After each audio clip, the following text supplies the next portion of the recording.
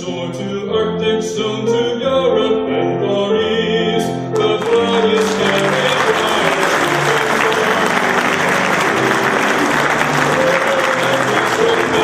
In spite of moments mine, who cheered troops and cheered again for showing how to fight. We're always ready for the call. We place our trust in thee. Through surf and storm and howling gale, thy shall our purpose be. Send the majesties of God, our way, our glory to fly, to sing or fight and die, like the star we are for you.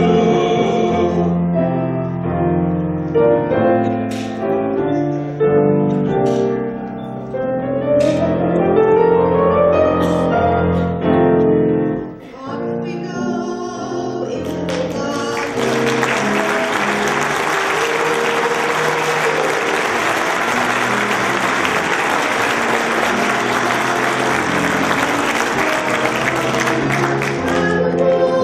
We give it the gun. Down we dart, running away from off the road, off the course. We live in brave or die, and nothing will stop the USA force. Over hill, over dale, as we hit the lucky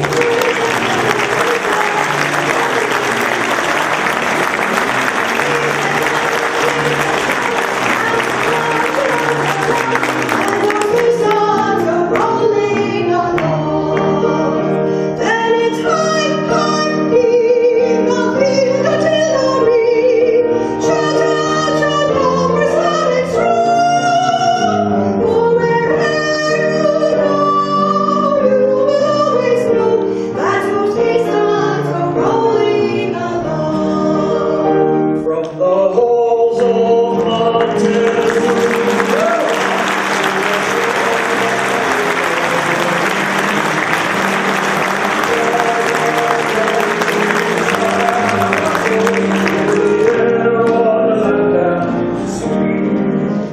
first to fight for right and freedom, and to keep our honor clean.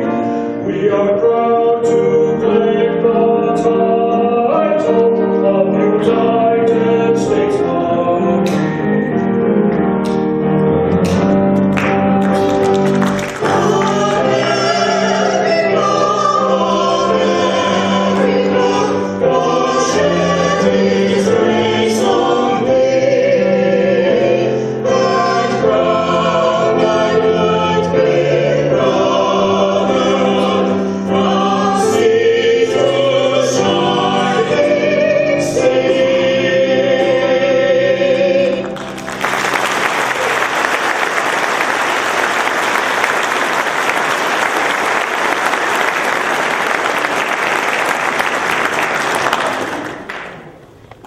Thank you so much. Appreciate that. What happened to Bob? I had my grandfathers and that. I've never met them. So Hank here started in Trevorton, April 23rd, 1920. Is that right? 21. I'm making you older, sorry about that. And his family were miners. In fact, his family came from Germany in the mid-1800s, mid to late 1800s. And his father was born, when did we say, 1890? 1890? Okay, you can speak up, you got a microphone. Say hi, see if I hear you. Hi. Like that, wow. So they're going to hear you. They want to hear you, not me. But there was something you told me about your father and your uncle. And they were in World War I. What happened? Michael was killed the last day at 10 o'clock in the morning. So it was 11th month, 11th day, 11th hour, right? Not quite the 11th hour. It He was- was killed in that son. So that's where you start. You were born in Trevorton, you grew up in Wickanisco. You were a very rich family, right?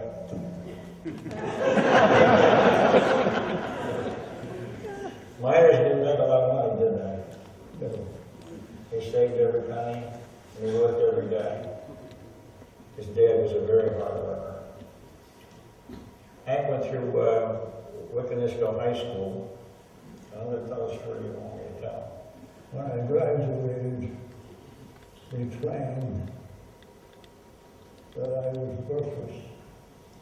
And I would, in other words, Least likely. least likely to food anywhere. I found food. And it was food. I was the first in town to see a friend that came over. Mine. He was killed the first week over. So. Yeah. Before you enlisted, though, we were talking about your dad, and you were actually in the mine Yes. as you got out of high school. That's where I worked in the coal mine, southern coal, all day long. You were 200 feet down. Yes. You were caved in. Yes. Fall. He caved in, my wife went out, and I felt the wall hit me in the chest, and I couldn't move, Couldn't see. couldn't see it, couldn't move. Then what? My dad come, I heard something crawl, and it was over here. My dad crawled through the crevice and all like that, over, dropped down in front of me, and through human strength, he got me through, and he shoved me through the crack, and to the other side. When I got over the other side, we went outside of the mine. First question he asked, was that all right? And I was. Well, he said he was working the last day in the gold mine. What do you want to do? I said, I want to go in the service. I went in as a private, and the airport was closed down. And I studied real hard. I just figured someday I'm going to try to be a pilot. And Well, where did you go first? You went to basic, and then I went to basic, yes, what did they train you at? infantry. You were a machine gunner. Machine gun, What kind of aerial? area. And what kind of a bomb was that? It was very good, but, B-18? yeah. The bomber of B-18, I think I could only throw it fast enough to fly. You said it was pretty ugly, too. Yes, it was. They used the B-18 for sub-patrol.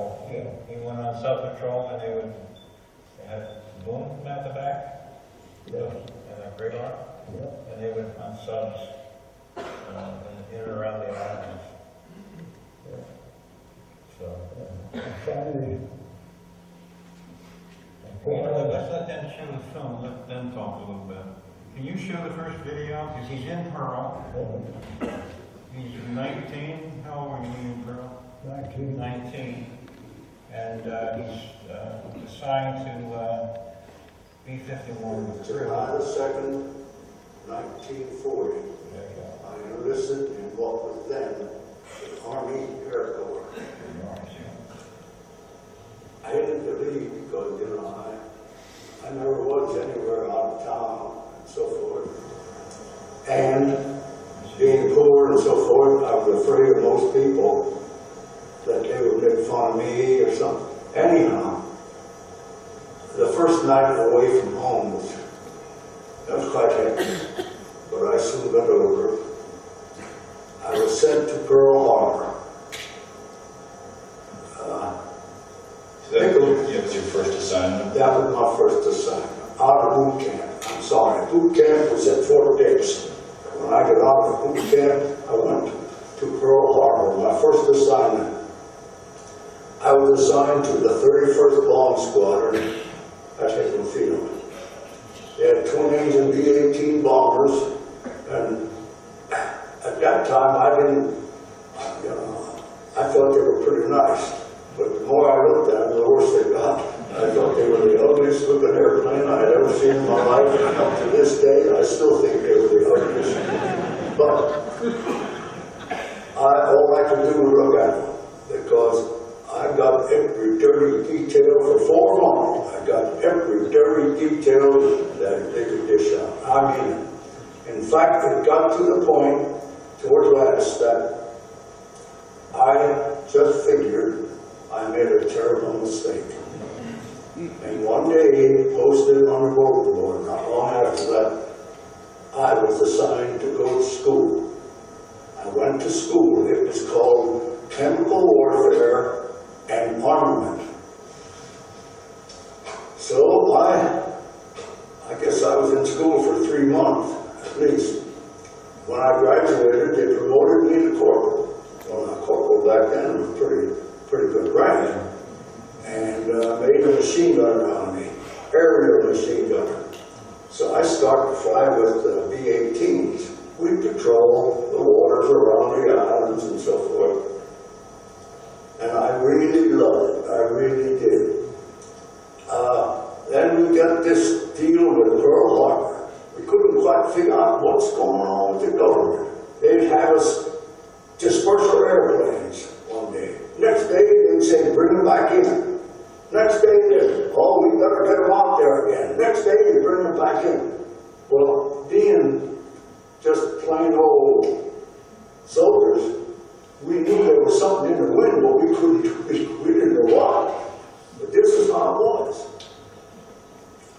A week before, I guess it was the last Sunday in November of 41, I got a call in the squadron. Would I please come over to the Pearl Harbor base? The Arizona, battleship Arizona was in, and on that Arizona was assigned a young man from my hometown. He joined, enlisted after I did. So I felt that'd be nice to see him. So I went over. He met me. We went on the Arizona. He showed me all around the Arizona that he could. What was his name? Paul Shiley. His name is still engraved on that monument in the harbor. For he went down with the ship the next Sunday. So we had a good time, talked to home and so forth. When I left, I invited him to Hickam. Now, at that time, you could look out and see Hickam. It was easy to see Hickam. I was over there maybe 10, 12 years ago, and my gosh, you can't even see Hickam Field seemed to be like umpty miles away. But at that time, it was. So, he said he'd be over the following Sunday. See me? Well, the following Sunday was December 7th. He never made it. On the morning of December 7th, in my barracks, there were about 55 men. We were on the second floor. 2 of us had gone to breakfast. We come back, I don't know where the other guy got to, but I thought this would be a good time for me to write a letter to my brother. So I sat down to bunk, got the paper, pencil. I remember writing the date, December the 7th, 1941. Dear Bob. And then I heard airplanes. I stopped and I listened, airplanes all over. In fact, some guys that were supposed to be sleeping, they heard them too, because I heard many a comment about that GD Navy on maneuvers on a Sunday morning. Can't they let the guys sleep? And all that, then kaboom. And I thought, I may have even said it out loud, I don't know. Oh my goodness, that guy didn't pull out of the dive. I thought they were on maneuver. So I run over to the window. Now the window was solid up to here. It was cinder block. From here on up, maybe about that height, it was screening. And I'm looking like this to see the smoke, and here I see something. Here comes an airplane by the window, here off of the road. It's going by the window. I look, and there's the big red ball. And I also look right above the ball, there's a guy with twin machine guns, and he's aiming. I don't know if he saw me or not, but it looked like he had me pinned right between the eyes. And he started to shoot between in the screen. The pilot shooting straight ahead. I left out a yell. Japs! I hit the floor. The bullets went through and shot off when I say chandelier, it's not these fancy chandeliers that they have, but it shot it off and it crashed to the floor. And to be very truthful with you, I never saw 55 men get out of bed so fast in all my life. They were naked, in all kinds of dressing. And from there on, they hit us, and they hit us hard. I tried to get down. I run over to my my bed. I opened my foot locker. My wife now, who's a girlfriend then, just sent me a beautiful picture of her. And I put it in a nice frame. I smashed the frame, reached in, got it, folded it, stuck it in my shirt pocket, run down, and as I'm running away from the bed, they dropped a bomb right near where my bed was. Blew the whole side in, so I went downstairs, and there was two places you could get up, right there and here. I tried this, I looked up, saw the planes coming straight. I barely made it back in, I could hear ricochet all over the place. So I tried to back in, same thing. So they chased me around there for a while. So I went through the barracks, cut right, down through the mess hall, it was a shambles then, and I cut left again and went out that way. It was kind of way out in the corner, and I got out. I run across the street, run up along the hanger line. I know I heard some shooting. I don't know if they were shooting at me. Doesn't make a difference. I made it all the way up to my hangar. I come around the corner, and there sits one of my B-18s rather, with the tail blown off. Well, I knew that couldn't fly. But the armament shack was down inside on the far side in the room. And that was my point of, well, where I was supposed to be. Pick up my machine guns and all that. And as I'm running in, I look over to see a buddy. He's running in down that side, and I yell something, and the lights went on. I don't know what happened, except they dropped a bomb through the roof. They picked me up and drove me. It's a rough estimate. I would say at least 25 foot, maybe more, over against the side of the building. When I come to, I was like rolling around and trying to get up. And I was nothing but blood. I was gagging and vomiting and blood. I couldn't talk right away. And I was so scared because I knew I was going to die. And I coughed and spit. I just laid back and coughed and spit. And cleared and cleared. And I looked around and I thought, I can get up. So I got up. And I run into that shack. And I got me a 30 caliber machine gun and approximately 300 rounds of ammunition. I brought it out and I stuck it in the nose of that P-18 bomber that was damaged. Now they had a nose turret that you could stick it up in, hook your ammunition, and then you could swing all around. And as the airplanes go by, they were low, I hammered them. And I must have got pretty close to a couple of them, because back and just break my airplane to pieces and set it on fire. I could feel what's that, plexiglass. Well, I could feel chips of that flying over my face. I could actually stand there and feel the bullets hitting the plane. And then I smelled smoke. Well, they set it on fire. Well, when an airplane gets set on fire, you get that out. So I jumped out and I took off, and holy crap, they started straightening when I was running. So I managed to get by the how, I don't know, because I threw myself to the ground for a long time, and I had pieces of the ground taking over my face and everything else, so it was pretty close. I made it to an irrigation ditch, and I look up the ditch, and sure enough, there must have been about 8 GIs there, had the same idea. So, went along, somebody yelled, "Here he comes!" I look up, and here comes the Japanese down the ditch, strafing. I just curled up and got up and went to side, and he went, "Oh." I heard some guy screaming his head off up there. I looked up, and there's a guy laying there motionless. I don't know if it's him or not. I thought, I'm getting the hell out of here. He's coming back, and he's going to strafe us again. So I get out of there. To make a long story short, it wasn't long till the raid was over. And I went back to my hangar, and I met an old sergeant there that he was in bad shape. I went to the hospital to get repaired, so to speak. I walk into the corridor, and I look up, and I stopped immediately. I saw a young man in there. I know I saw one young man with no leg from the knee down. I saw another one, and he's yellow and has his hand up, but there is no hand or arm from here up, and there's blood running down on the hall, and there's moaning and groaning, and I thought, I'm not too bad off after all. So I went back to my squadron, and I lieutenant,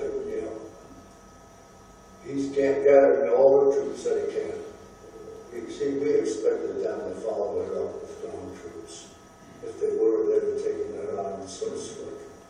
So he put us out in position down along the shore of the harbor to come in. And we were told we will fight to the end. There's no use running because there's no place to run to. You fight to the death. And I dug in, I was laying up on the side of an officer's home, right down on the beach. I could look down and see the water about 100, 125 yards.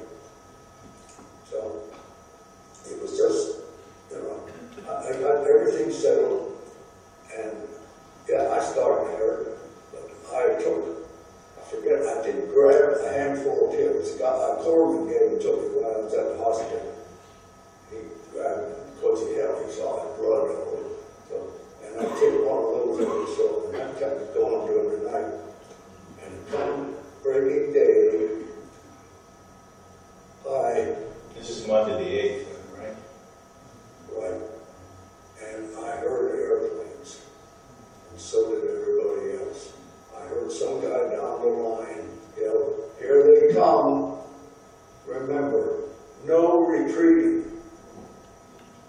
And I laid out, I had 2 bandoliers of ammunition. I laid them out there, clips in them.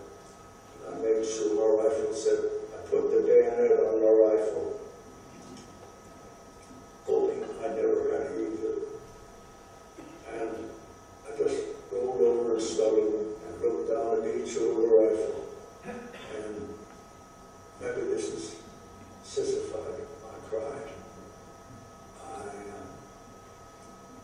I didn't cry from pain. I cried because, you see, this was my last day on earth. And I didn't want to die, naturally. But you could bet your sweet Vicky. I took it seriously. And they said, "You will fight to the death."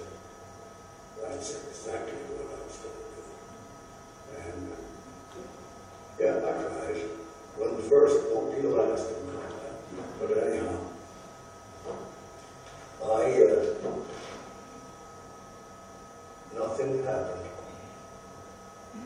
Four Navy planes come in. We cussed those Navy planes up one side. They called it coming in. So, about 9:30, 10 o'clock, they picked us up and took us back to Heim. And I was laying there, that's when I heard FDR's speech. Well, as I said, the place was a mess.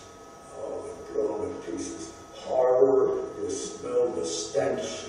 No matter where you went, chicken was busted up. While I was recuperating, I had an opportunity to take a written test to become a pilot. Now, so did some of the other fellows. So are you still in Hawaii at this point? Yes, oh yes. I was still the same squadron, same everything.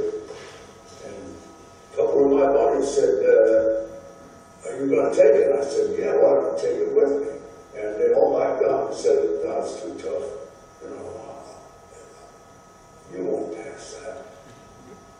Well, you know, sir, I'll tell you, how do I know I wouldn't pass it if I didn't take it? And that's what I felt. I wouldn't feel less of myself if I failed and tried, but I would if I said, I'm not going to take that. Anyhow, I took the test, and yes, it was very, very difficult and hard. When I got back, some of those guys laughed at me and said, I guess you know. It's okay. I just took it. Holy smokes. 4 days later, I got the word to pass.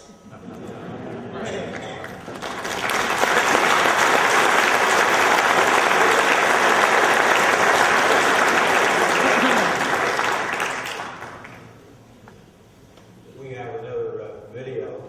If there's a few limited questions we could take about Pearl, I don't want to be too graphic, but if you have some questions, we can take them down and see if I can respond.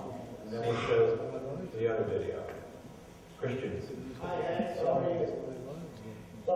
Just wanted to ask you that whether or not you're aware of the fact that there's a B-18 stuck in the trees on Kauai still. It's no wonder they're not in all the trees.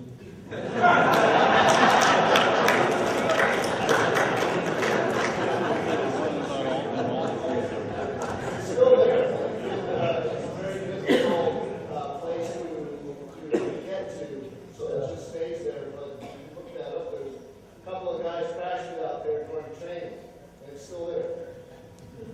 No interest, right? You have no interest in that plane. It's still the ugliest thing you ever saw, right? We want to show the second film, and we're going to go from, let's see, you went to Casper to get your wings? Wyoming. Yeah, and then from there, Gander, Newfoundland. We went across.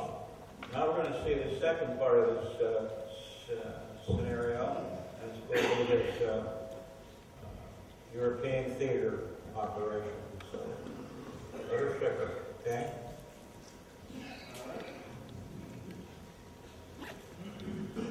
And we're watching it back there. You guys are watching it behind us.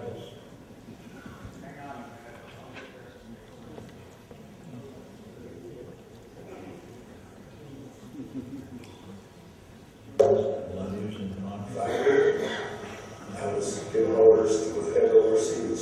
We went over up to Gander, Newfoundland. From there, across. We took off at 7:10 at night. 10 minutes later, you couldn't see the wingtips. It was sucked in galore. And the navigator, he couldn't get a celestial fix going across. So it was a little tough. Anyhow, he called me a little later and he said, I'm going to give you a figure here. When you reach that figure, if we can't get the Prestwick beam, he said, I'm lost. And once he gave me the time and so forth, when that time come, I checked it. There it was. I called him. Good job. I said, I have her. I'll do the best to get her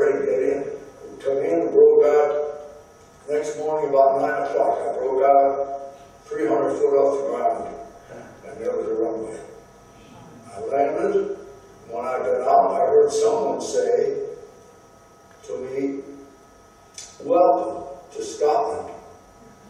It was Bob Hope.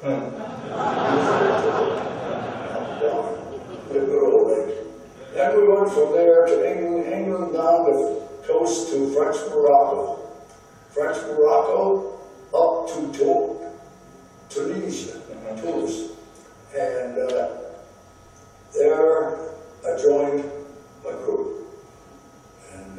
And what was that? What was the group? It was the second bomb group. And the old man was down there, and he was tuning his cigars. He wasn't smoking, he was tuning. He had a cigar spit down both sides of his mouth. And he was that tough cookie. And when we were done, he said, "Any questions?" Well, I thought he can't do more than court-martial me for saying yes. So when I said yes, I had one more. "What is it?" I said, "How come they only fly 25 missions in England? They have salt beds in Quonset huts and other places. Yet they only fly 25. He said, I said, "Here, we sleep in 5 men to a tent that's sitting on the sand. The cots are canvas cots, no mattress. The water is putrid, you can't drink it. It's medicine, you drink it. How come we must fly 50? And the colonel looked at me. "Damn if I know," he said. "I know that. It's a damn if I know." So this is from 1942 on. There was this dichotomy already between the 8th Air Force and 25 missions for them and then 50 for you from the beginning. Yeah.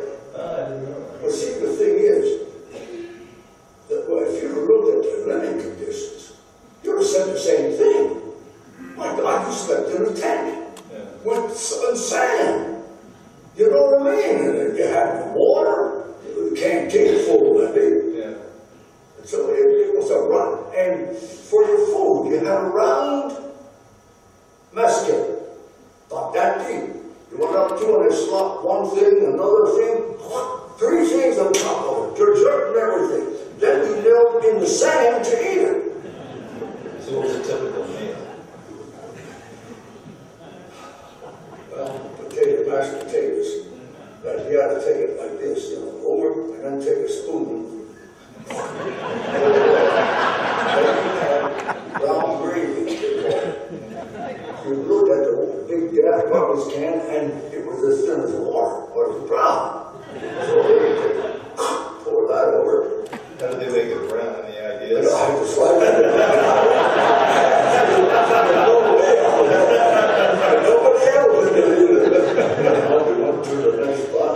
Sometimes you look at it, they give you a slab of meat, greasy, full of fat. They put that on the plate.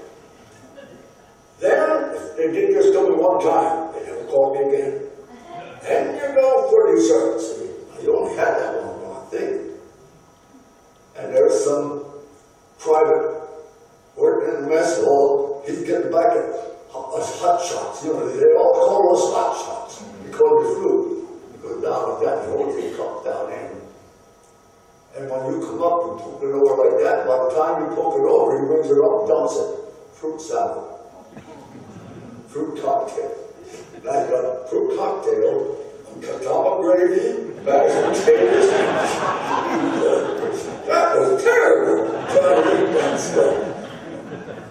Oh, man. But if you want to eat, you ate it. But like I said, that fruit cocktail didn't go too good after the second time. We threw it the hell away. Once I asked the colonel about this, how come? He said, damn if I know. I said, oh, that's pretty good to me. That's pretty good. I thought, well, maybe I have milk runs. And he looked at me, because you're not going to live that long. That's as true as I'm sitting here. Huh? He said, you're not going to live that long. The average lifespan of a flight crew member not necessarily a pilot, a flight crew member, with 9 missions. In 12 to 14 missions, I lost 6 of my crew. A few more, I lost all but 3 on missions.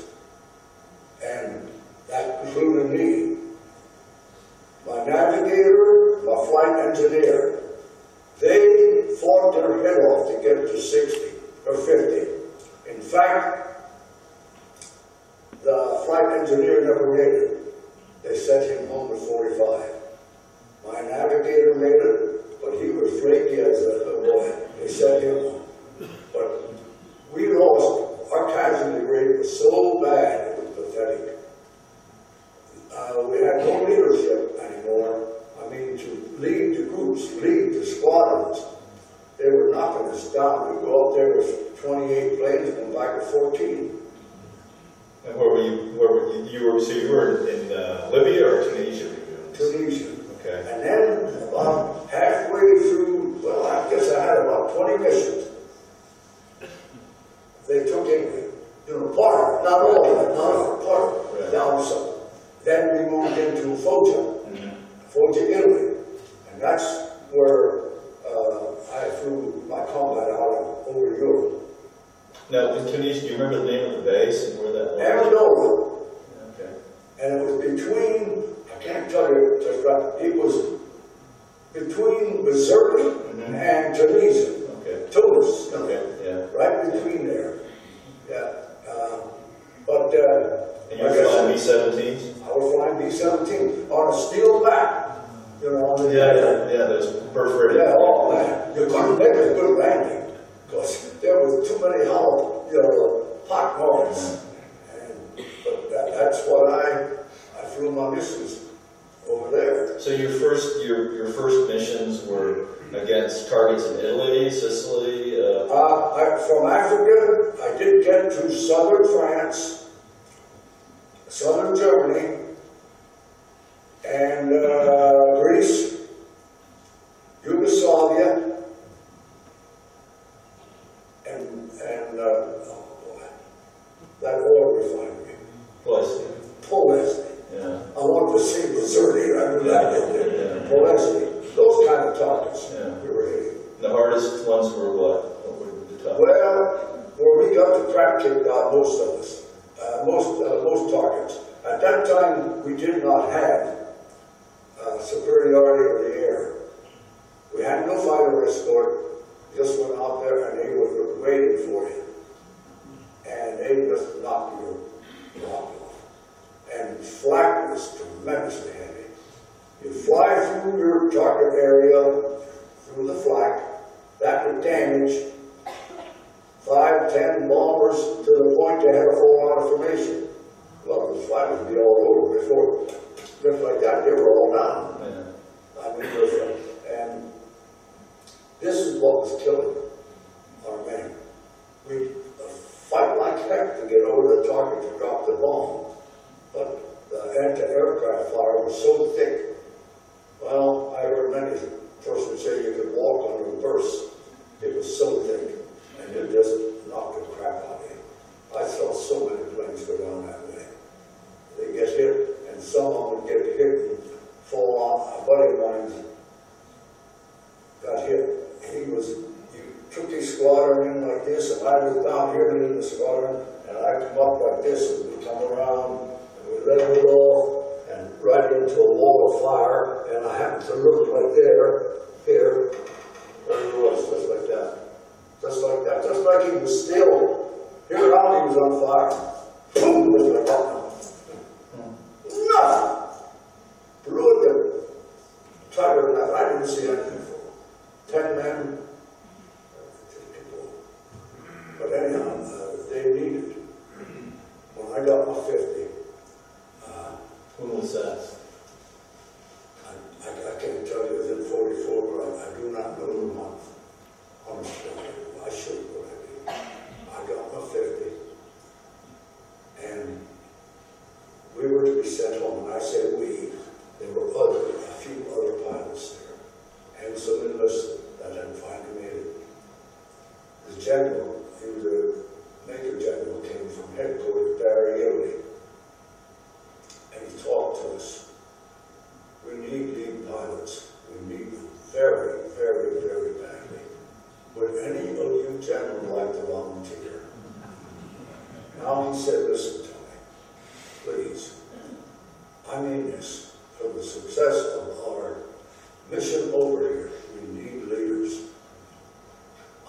not promise. He said, I'm not going to promise you things I won't deliver. He said, I will not promise you a promotion. Well, that hurt. I think we should have had at least a promotion. He said, I will not promise you medals. Well, sir, you've got to believe me. I could care less about a stinking medal. I mean that. I could care less about a stinking medal. Oh, I'm grateful that they remembered me, maybe, but I could care less. The promotion is what I'd like to have had. Anyhow, I said, I won't promise you you're wrong.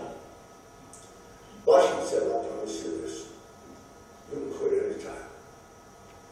You fly one mission and quit it. Okay. I'm pulling your record. He said, hey, whenever you quit, I promise you this. 3 days later, I'll have you in the States. I didn't say home, in the States. That, he said, is my promise. So we started to fly, 3 of us, 3 officers. You remember the other names of these guys? No, I didn't even know. Turtle down, I didn't, you know what I mean? Yeah. And I had heard, I do know the one man's name, overheard it. Blanton, Blanton. He was the captain, I was the captain. I don't know the other man. I heard that into it about 9 missions. To the second tour. One of them was killed. I do not know which one. But I heard one of them was killed.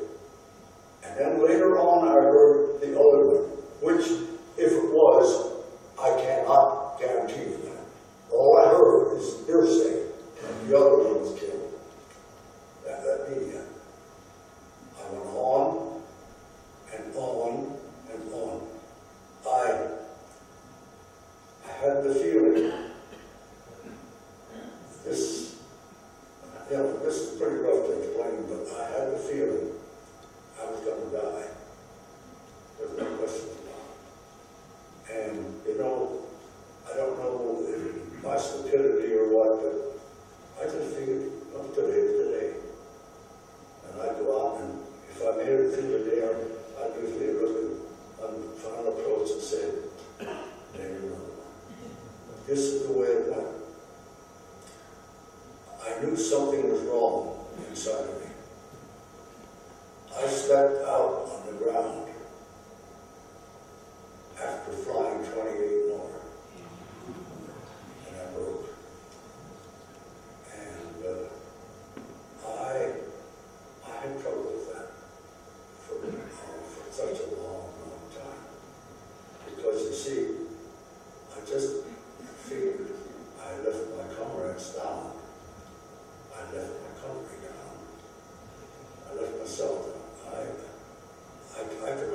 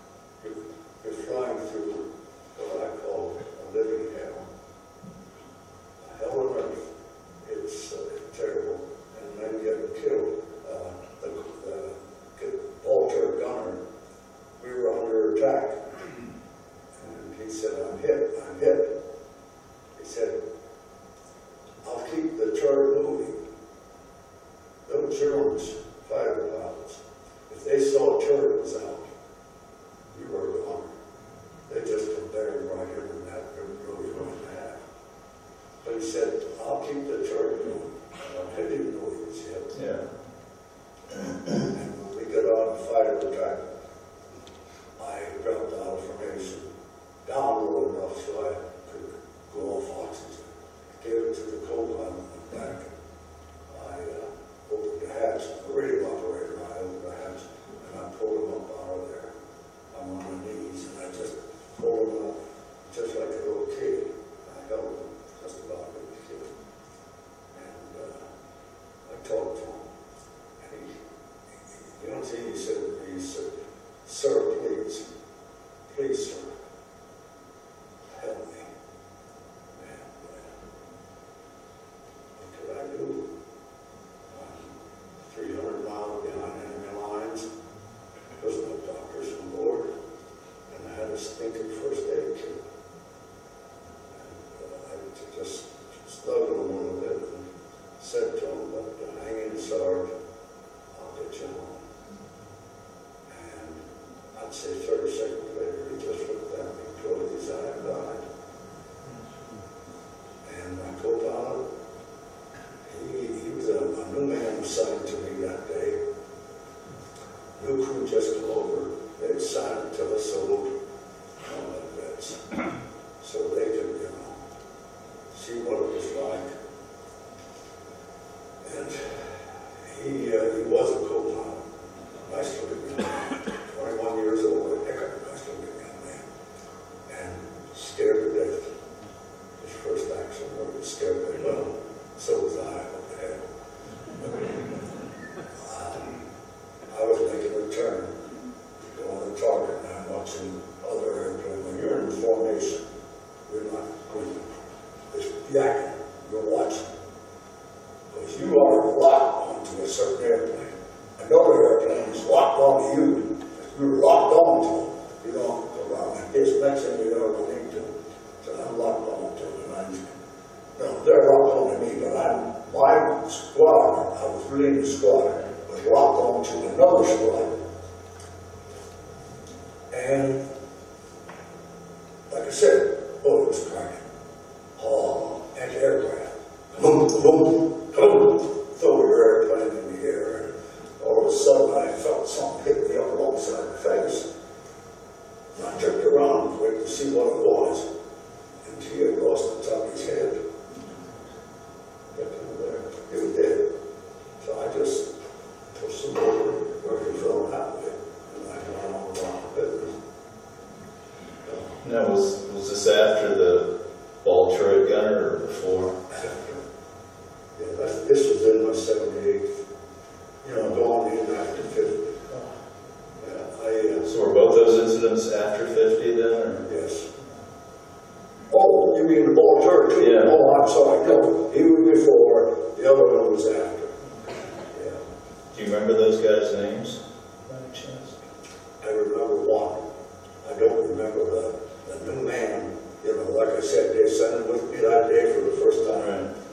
Lieutenant, that's all I call him. Yeah. And the other guy's name was Sergeant Russell.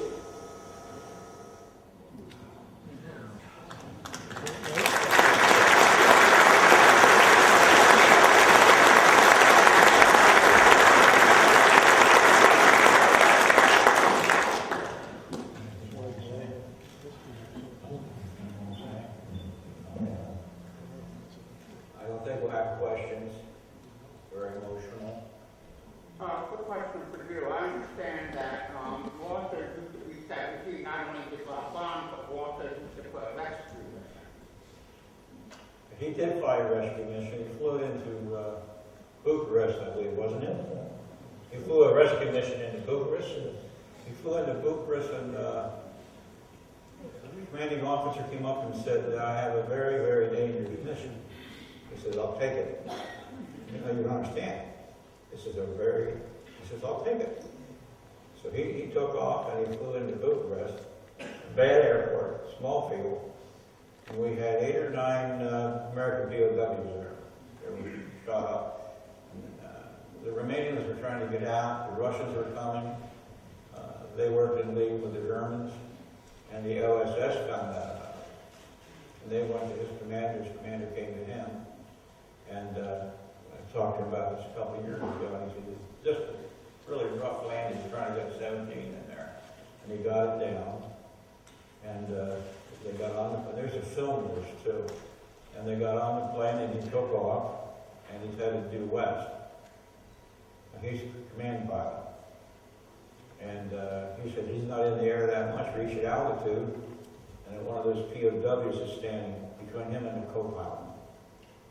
He said, hey, you can't be up here. Get back here where you belong. And the POW said, I'm here because I want to make sure you're going that way. And Hank said, well, we're going that way. Don't worry about it. He said, you've given me my freedom. All I have is a coin. And I want you to have it. And that was it. We gave him the coin. And they got back. Now let's go back 15 years ago. Hank is talking at the World War II Reading weekend. He's talking about his experiences. And he mentions that he picked up some POWs. By the way, he got the Distinguished Flying Cross. He flew in the enemy territory. But they're talking, and he says, Major, excuse me, and his fellows in the audience, he said, when you, did one of those POWs give you a coin? He said, yeah, I think he did. Why? What's your question? He says, do you still have it? Yeah, it's in my dresser drawer. I said, what's your question? And the fellow said, may I have it back?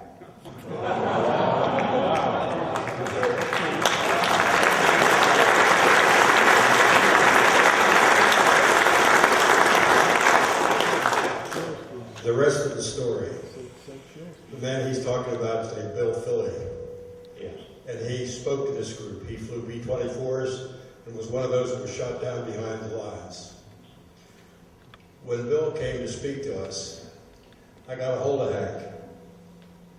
And we were having dinner at the Hershey Lodge. And I got Hank to come as a surprise. And he walked in and handed the coin back to Bill Philly.